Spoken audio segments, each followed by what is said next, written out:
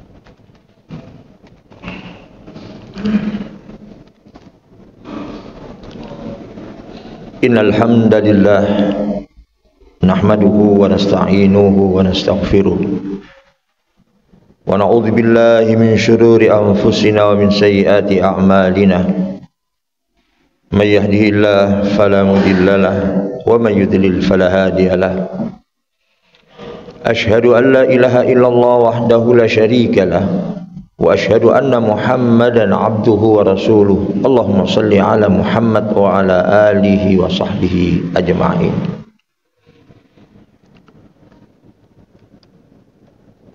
Wa qala Allah ta'ala ya ayyuhalladzina amanu taqullaha haqqa tuqatih wa la tamutunna illa wa antum muslimun. Wa qala aidan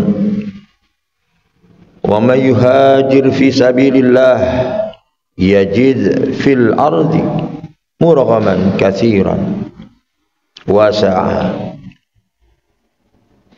wa may yahruj min baitihi muhajiran ila Allah wa rasulih thumma yudrikhul mautu faqad waqa'a ajruhu 'ala Allah wa kana Allahu ghafurar rahimah. Jamaah rahimakumullah, bersyukur kita kepada Allah Subhanahu wa taala, siang hari ini masih diberikan kesempatan untuk bisa melaksanakan ibadah sebagai bentuk ketaatan kita kepada Allah Subhanahu wa taala. Selain daripada itu, mari kita tingkatkan ketakwaan kita kepada Allah dengan sebenar-benarnya takwa. Dan jangan kita mati kecuali kita sudah berserah diri, berislam. Jamaah rahimakumullah, ayat yang saya bacakan tadi ada hubungannya dengan hijrah, karena tahun ini atau bulan ini adalah awal dari tahun Hijriyah, yaitu pergantian tahun baru dari 1445 masuk ke 1446 Hijriyah. Allah berfirman, barang siapa berhijrah di jalan Allah, niscaya mereka akan mendapatkan di bumi ini tempat hijrah yang luas dan rezeki yang banyak. Maka barang siapa keluar dari rumahnya dengan maksud berhijrah karena Allah dan Rasulnya, kemudian kematian menimpanya sebelum sampai ke tempat yang dituju, maka sungguh, kata Allah, pahalanya telah ditetapkan di sisi Allah, dan Allah Maha Pengampun lagi Maha Penyayang. Hadis yang terkenal lagi yang diriwayatkan dari Amirul Mukminin Umar bin Khattab. Ia berkata bahwa Rasulullah sallallahu alaihi wasallam pernah bersabda, innamal a'malu binniyat wa likulli imri'in ma nawa faman kanat hijratuhu ila Allah wa rasulih fa hijratuhu ila Allah wa rasulih wa man kanat hijratuhu lidunya yusibuha aw imra'atin yatazawwajuha fa hijratuhu ila ma hajara ilaih. Sungguh setiap amalan itu sangat tergantung pada niatnya. Setiap orang itu akan mendapatkan apa yang ia niatkan.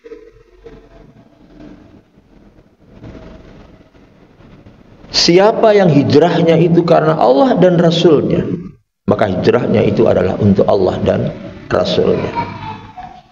Dan siapa yang hijrahnya itu karena mencari dunia atau karena wanita yang akan dinikahinya, maka hijrahnya itu kepada yang ia tuju.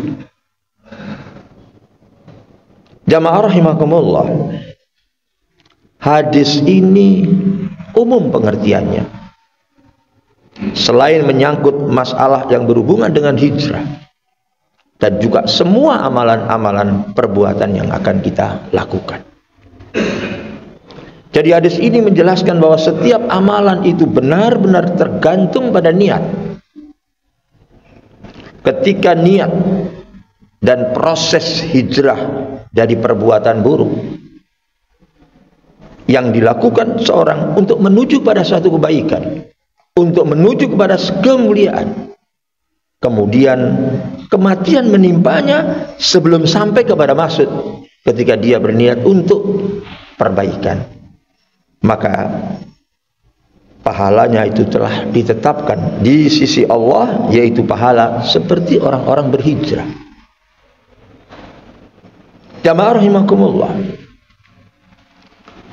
Dan setiap orang itu akan mendapatkan balasan dari apa yang ia niatkan. Balasannya sangat mulia ketika seorang itu berniat ikhlas karena Allah Subhanahu wa ta'ala. Tetapi berbeda dengan seorang yang berniat beramal hanya karena mengejar dunia, seperti karena mengejar wanita.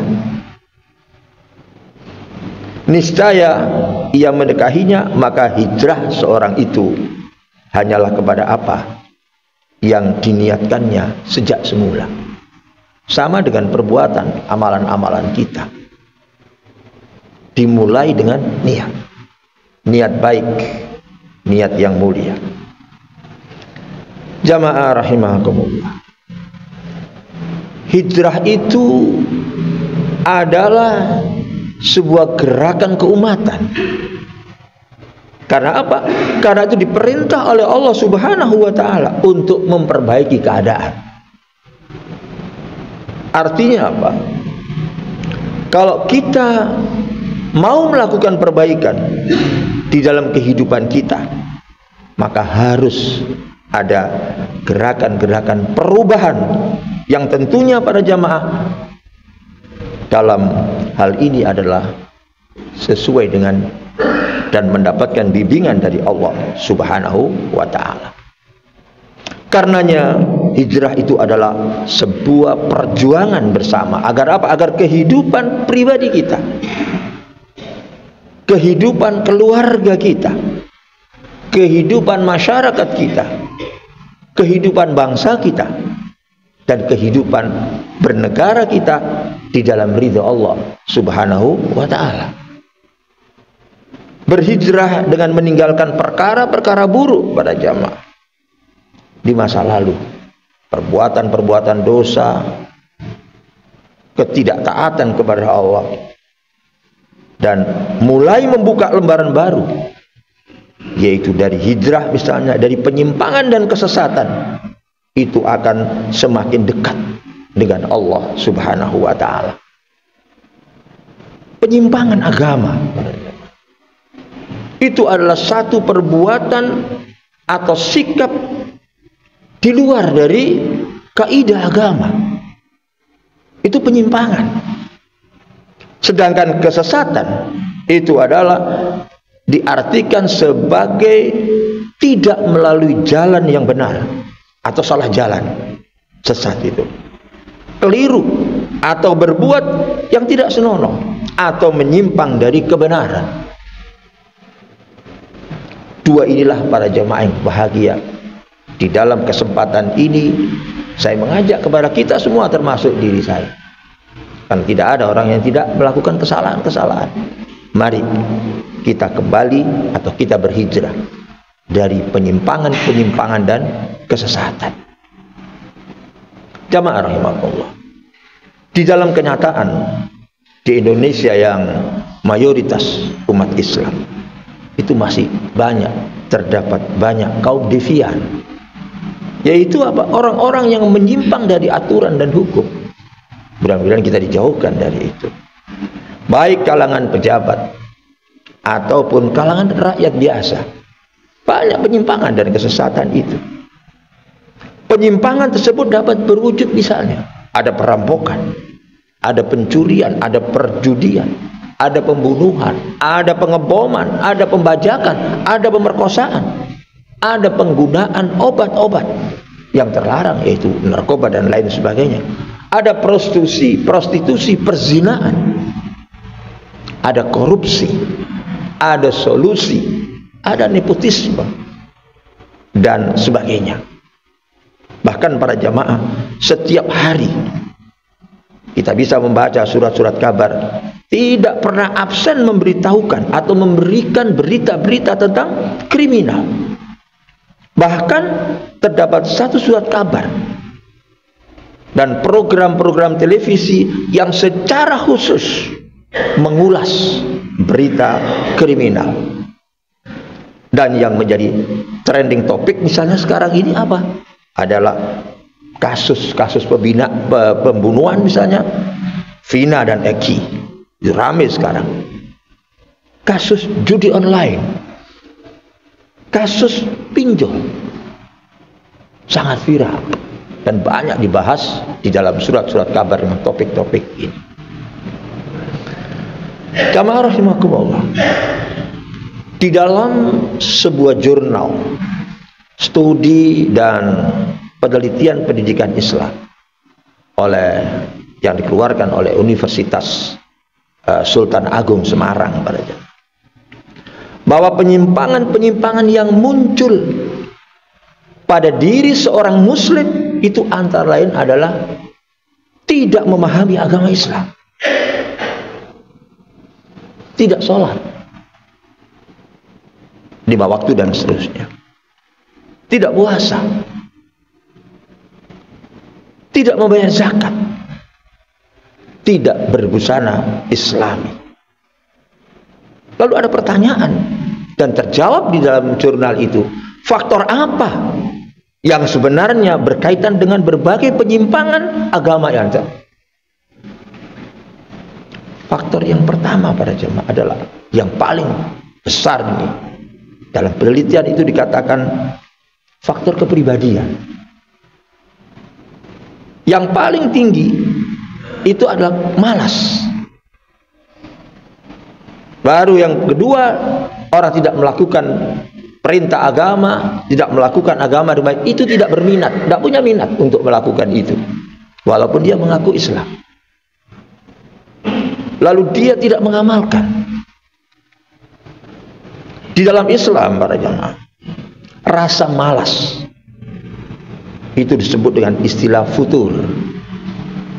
Istilah ini merujuk pada hilangnya sebuah gairah. Nah, ini merupakan penyakit yang berbahaya, kemalasan ini.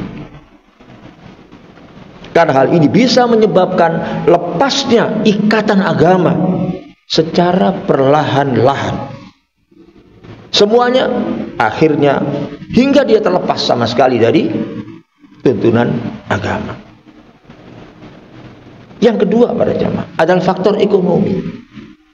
Dari hasil jurnal tadi, yang paling tinggi itu adalah kemiskinan. Jadi orang tidak melakukan ibadah itu, faktor ekonomi itu berpengaruh. Selain pribadi yang pertama, kemiskinan. Yang kedua adalah dia sibuk bekerja, tidak sempat melakukannya. Seakan-akan begitu bahasanya. Lalu orientasi hidup pada uang dan harta, sehingga dia lupa kewajiban-kewajiban yang dilakukan untuk beribadah.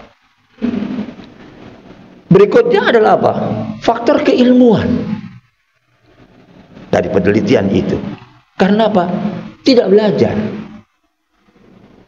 tidak taklim, sehingga dia tidak mengetahui dan dia tidak faham apa sebenarnya Islam yang harus kita lakukan sebagai agama yang kita yakini.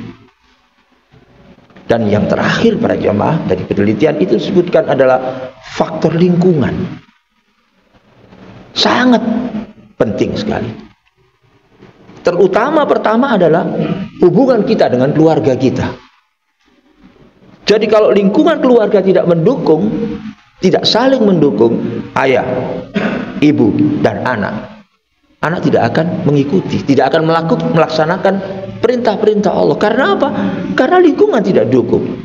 Ayah nyuruh untuk melaksanakan sholat, tapi ayah tidak.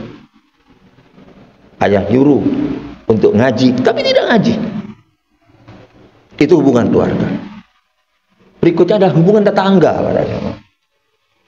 Dalam satu wilayah tertentu, tetangga satu dengan tetangga lain itu sangat berpengaruh.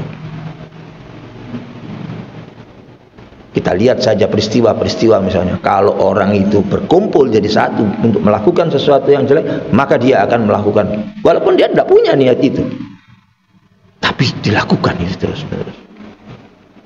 Faktor teman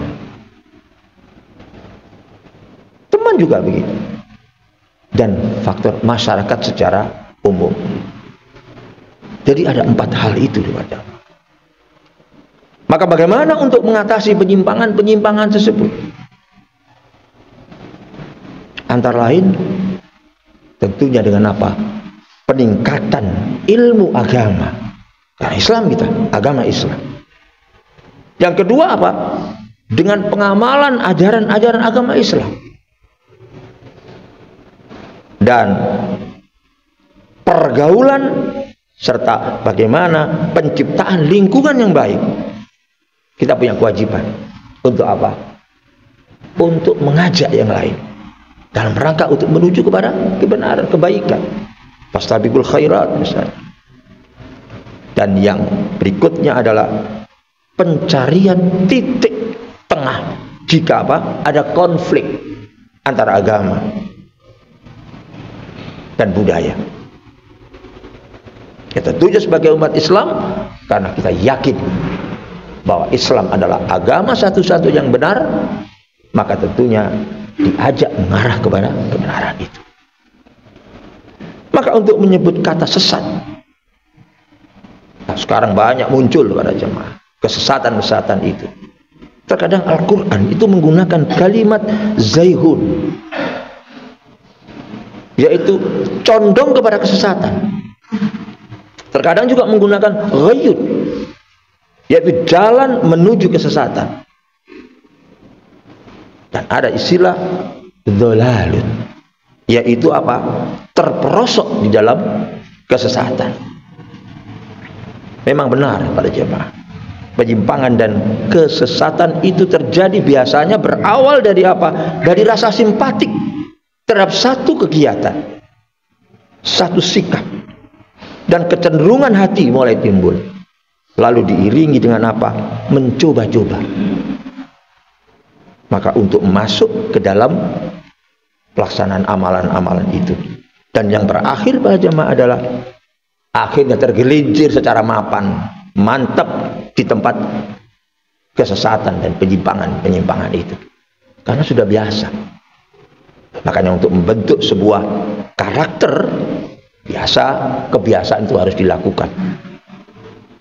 Kebiasaan baik, lingkungan yang baik harus dibangun. Jamaah rahimakumullah, sekarang kita masih berada di bulan yang syarat dengan inspirasi sejarah penuh semangat, yakni apa? Yaitu bulan mulia Muharram. Nampaknya para jamaah, berhijrah dari berbagai ragam keburukan itu adalah suatu niscaya yang harus dilakukan, tidak terkecuali berpindah posisi, intikal, meninggalkan suasana, tark, bergerak tempat, harakat, atau perubahan sikap, taghyir, itu harus dilakukan. Dari mulai mencekam menjadi aman sentosa, dari kegundahan itu menjadi lapang, dari kemunduran menjadi kemajuan peradaban, dari kejahilian menjadi cahaya petunjuk, dan dari mental-mental pecundang menjadi pemilik mental pemenang. Jamaah rahimakumullah, Allah subhanahu wa ta'ala adalah sebagai pelindung orang-orang yang beriman. Allah lah yang mengeluarkan mereka dari kegelapan atau kekafiran kepada cahaya iman. Dan orang-orang yang kafir itu ada pelindung-pelindungnya adalah syaitan. Yang apa? Yang mengeluarkan mereka daripada cahaya kepada kegelapan, kekafiran. Mereka itulah adalah penghuni neraka. Mereka akan kekal di dalamnya. Semoga Allah Subhanahu wa ta'ala memberikan kepada kita semua petunjuk, perlindungan, kekuatan kepada kita untuk hijrah dari apa? Dari penyimpangan dan kesesatan. Wallahu a'lam bissawab. Barakallahu li wa lakum fil Qur'anil azim wa nafa'ani wa iyyakum bima fihi minal ayati wa dzikril hakim wa taqabbala minna minkum tilawatahu innahu huwas samiul alim.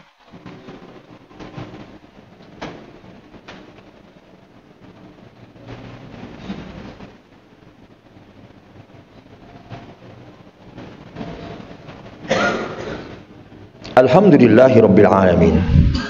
Wa bihi nasta'in ala umurid dunya wad din. Asyhadu an la ilaha illallah wahdahu la syarika lah wa asyhadu anna Muhammadan abduhu wa rasuluh. Allahumma salli ala Muhammad wa ala alihi wa ashabihi ajma'in.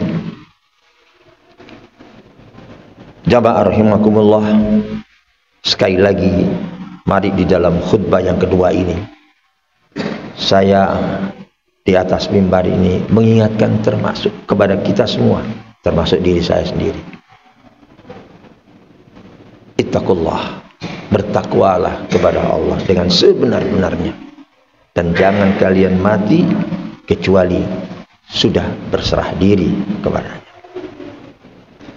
Innallaha wa malaikatahu yusalluna 'alan nabi ya ayyuhalladzina amanu sallu 'alaihi wa sallimu taslima. Allahumma salli ala Muhammad wa ala ali Muhammad kama sallaita ala Ibrahim wa ala ali Ibrahim wa barik ala Muhammad wa ala ali Muhammad kama barakta ala Ibrahim wa ala ali Ibrahim innaka Hamidum Majid. Allahumma fir lil muslimin wal muslimat wal mu'minina wal mu'minat al ahya'i minhum wal amwat innaka sami'un qaribun mujibud da'wat. Allahumma arinal haqqa haqqa warzuqna ittiba'ah wa arinal batila batila warzuqna ijtinabah. Rabbana zalamna anfusana wa illam taghfir lana wa tarhamna lanakunanna minal khasirin. Faghfir li ya Allah, faghfir li ya Allah, faghfir li ya Allah. Rabbana la tuzigh qulubana ba'da idh hadaitana wa hab lana min ladunka rahmah innaka antal wahhab. Ya Allah, ya Tuhan, jangan Engkau condongkan hati kami kepada kesesatan setelah Engkau berikan petunjuk kepada kami, dan karuniakanlah kepada kami rahmat dari sisimu, sesungguhnya Engkau adalah Maha Pemberi. Ya muqallibal qulub tsabbit qalbi ala dinik. Wahai zat yang membolak-balikkan hati, kokohkanlah hatiku di atas agamamu. Rabbana hab lana min azwajina wa dzurriyyatina qurrata a'yun waj'alna lil muttaqina imama. Rabbana atina fid dunya hasanah wa fil akhirati hasanah wa qina adzabannar wa adkhilnal jannata ma'al abrar ya aziz ya ghaffar ya rabbal alamin. Wa akhiru da'wana anil hamdulillahi rabbil alamin. Ibadallah, innallaha ya'muru bil 'adli wal ihsan wa ita'il qurba wa yanha 'anil fahsya wal munkari wal baghi ya'idzukum la'allakum tadhakkarun wa la dzikrullahi akbar. Aqimissalah.